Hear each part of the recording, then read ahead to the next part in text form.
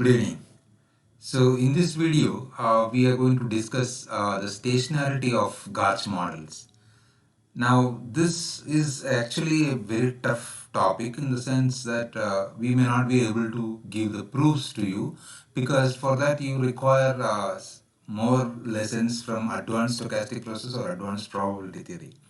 However, I would like to mention these things so that you go through those points or you understand. So this may not I may not ask questions in the exam relating to these topics.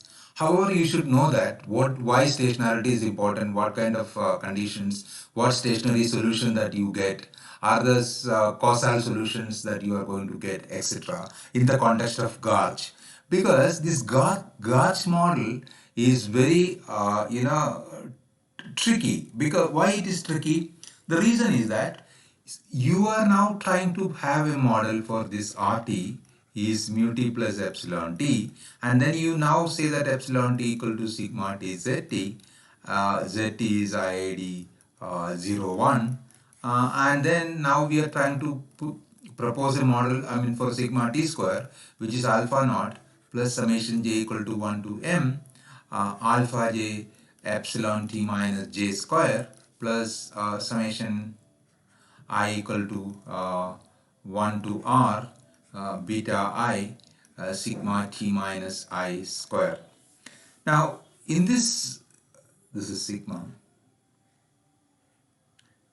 In this whole representation, what is happening is this is actually a deterministic part. So that we have seen already. This is a deterministic part, and you have a marginal variance for this. Actually, the marginal variance, so expected value of epsilon t is 0.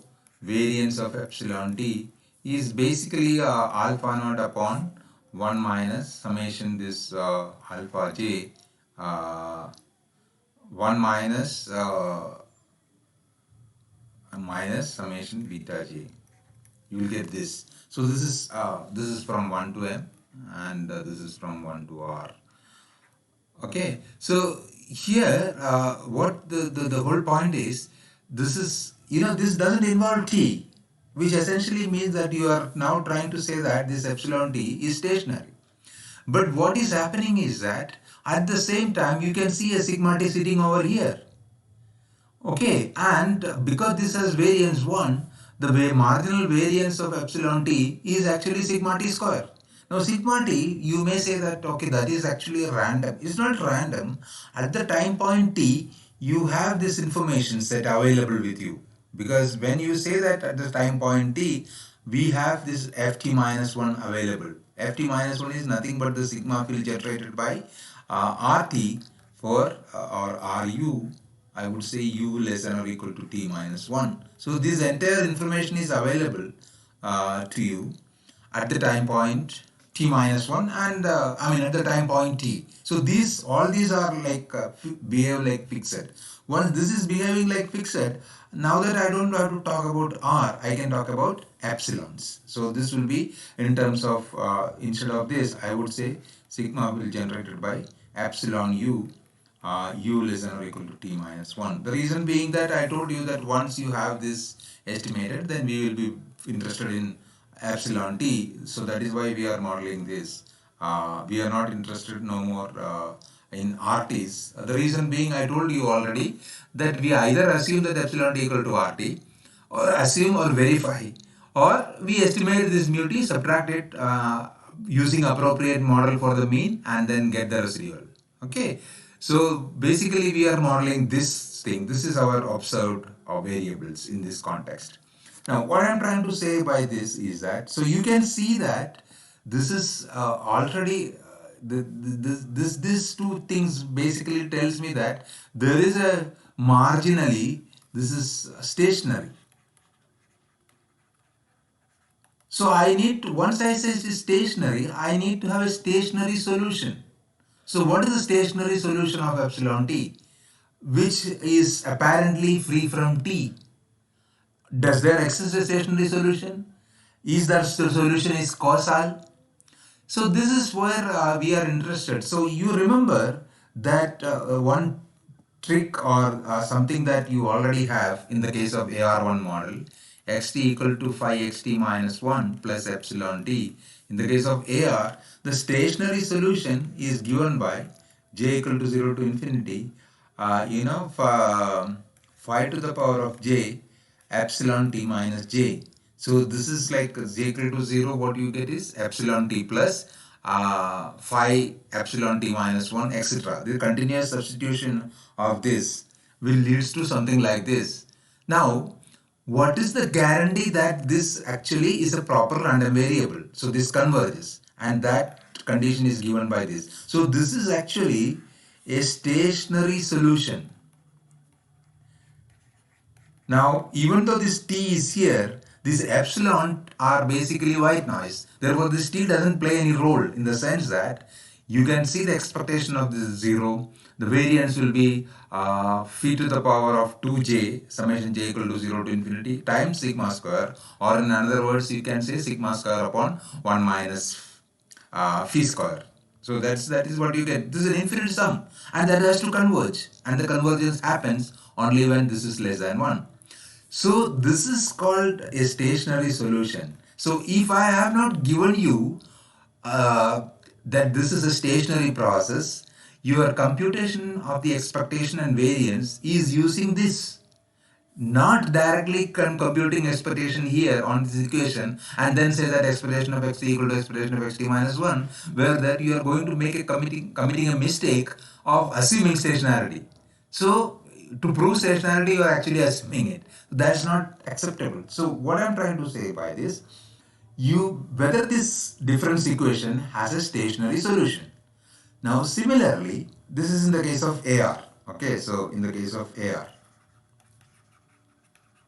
the same question we are now asking in the case of Garch, does there exist a stationary solution for epsilon t? Okay, and the answer is under those conditions of alpha and beta. Of course, we state the result for Garch 1 and then we can generalize for Garch MR in general. So that's what we are going to discuss. Now, when I say stationary solution, I am interested in a solution which is like a weak stationarity. So, what about the weak stationarity and strict stationarity? Do you have a solution, and is it weak stationary or strict stationary? So these are the two issues that we would like to discuss under this. So let's consider a Garch model. So Garch 1 model is given by this equation, and the aim is to claim the existence of a stationary and solution. So stationary in the sense, in the second order sense. Second order means mean variance and covariance, and causal series as a solution. So I wanted the solution, I don't want the solution to be depending on the future. I want the solution to depend on the past errors. So that's why it should be a causal solution. See here, for example, you see this is a causal solution. But instead of this, if I had this phi is greater than 1, I will get a solution, but that solution is not causal. It is going to be t plus j. It is going to be future dependent. Okay, so the solution is not causal in such a case. So you get a causal solution only when absolute of phi less than 1. Otherwise, you get a non-causal solution. And we are not interested in non-causal solution, right? So here, this is what causal solution. Now, another concept that is of interest is the ergodicity. Now, what is meant by the ergodicity? The ergodicity concept, if I simply put it, this is a concept which arises in stochastic processes. You know, you have, for example, if I have xi's, IID, with expectation of xi is equal to mu, and variance of xi is equal to sigma square finite, then we have this result, 1 upon n summation 1 to n xi is converge almost surely to mu, which is expectation of x1. Now you have this result available even if I relax the condition of identicalness. I relax the condition identicalness and then say that it has mean mu I and variance sigma I square, but then I will have conditions on this variance sequence. So that is why you have different types of weak law of large numbers. So these are basically the weak law of large numbers. Now the question is, suppose I relax the condition of independence also. Okay? If I relax the condition of independence, do I have a weak law of large numbers? So if we relax the condition of independence, can we have a weak law of large number type result? This is useful because you remember that in our time series case, I will take x1 is to xn, and these are my time points, the first time point, second time point, nth time point of the time series xt. And then suppose it has got a mean, stationary mean mu, I estimate mu by this. See, this is not IID. These are dependent because there is a covariance between them. And I want to now talk about, this is estimated by this. So I want to talk about the convergence of these two mu. That means the consistency of such an estimator.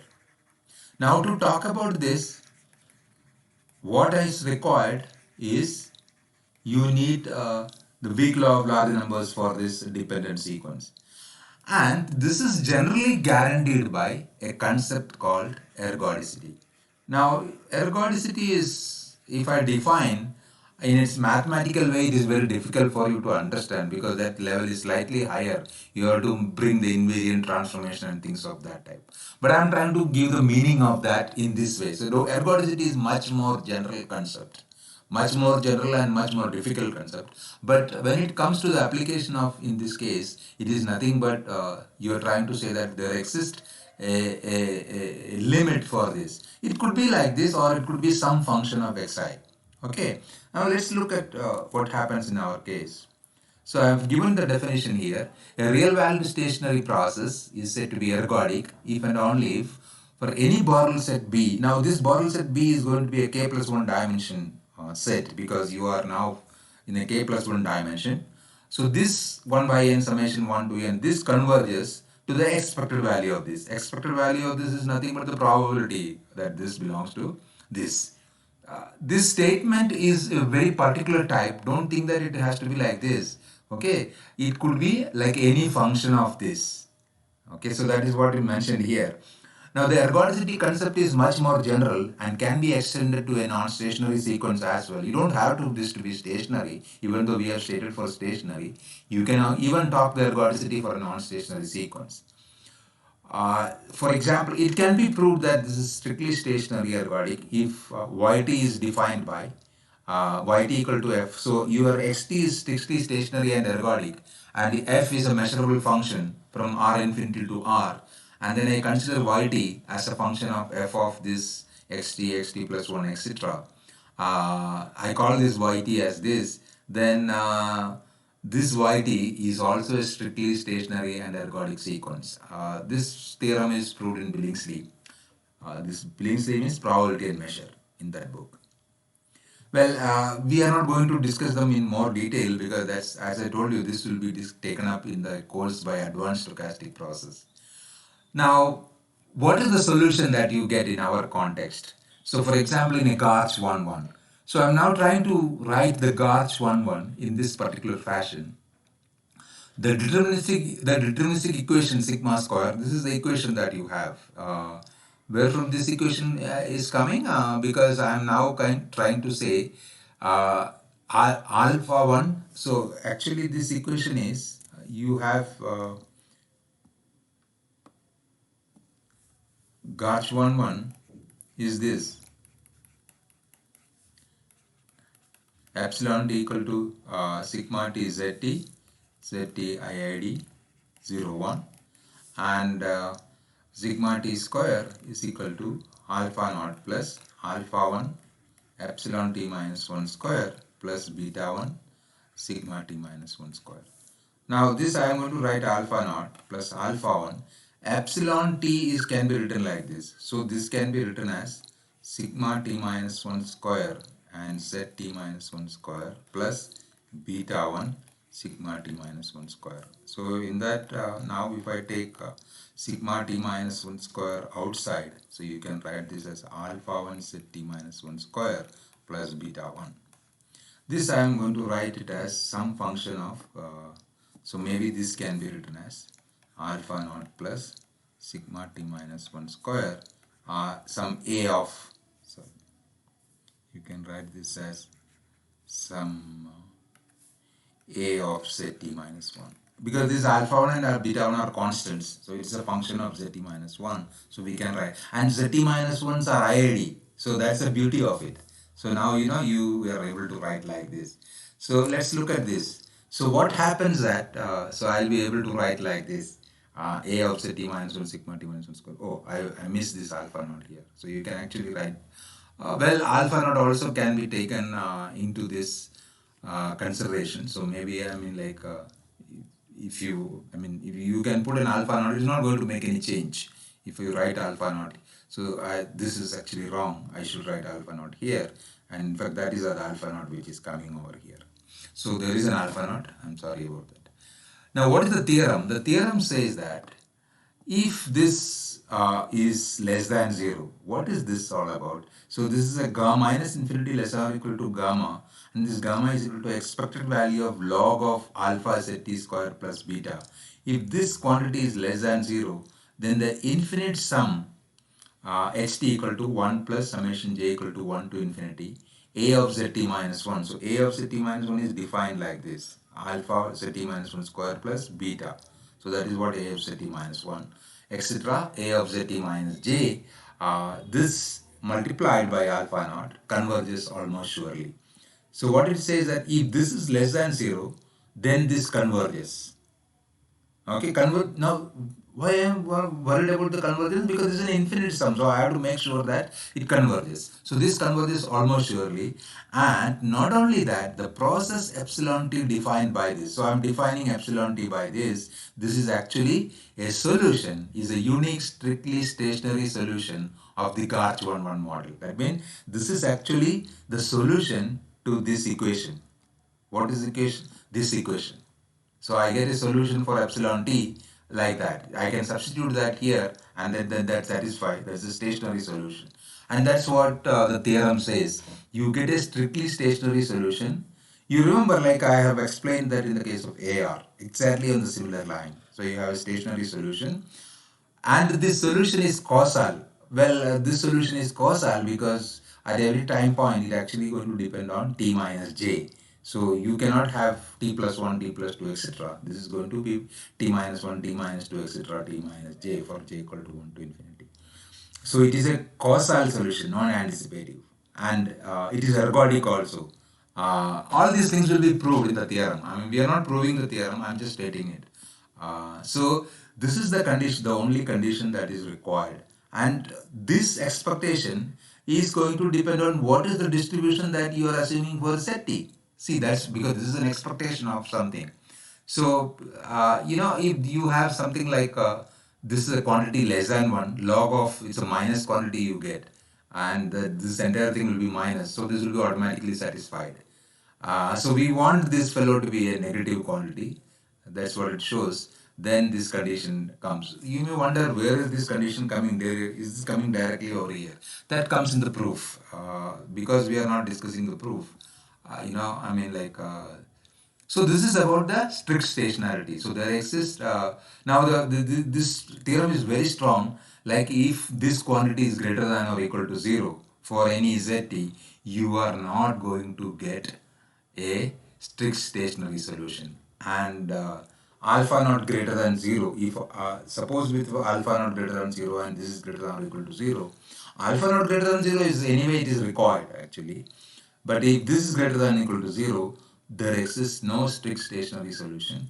If you are very much interested in the proof, there is a book which I have also attached at our website. The drive is shared with you, Frank and Coin. It's a very latest one. Now there are some consequences of this. Now I'm not going to the details of these consequences. These consequences basically justify those assumptions. Like alpha not equal to 0, gamma less than 0. It is clear that in the definition of HT, there's a unique stationary solution is this. Because what happens that otherwise, you get the second term to be 0 if you have this particular one. So that is what it says, alpha not equal to 0, because you are getting multiplied with this. So this entire thing is 0, which means that you have a 0 solution. See, that's what it is. The condition gamma less than or equal to 0 depend on the distribution of set t. That I told you already expectation of this. And it is not symmetric because this is not symmetric. It is alpha zt square is coming. It is not beta zt square plus alpha. So you can't exchange these things because this alpha is related to the coefficient of epsilon t minus 1 square and beta related to the coefficient of sigma t minus 1 square, and they are not interchangeable.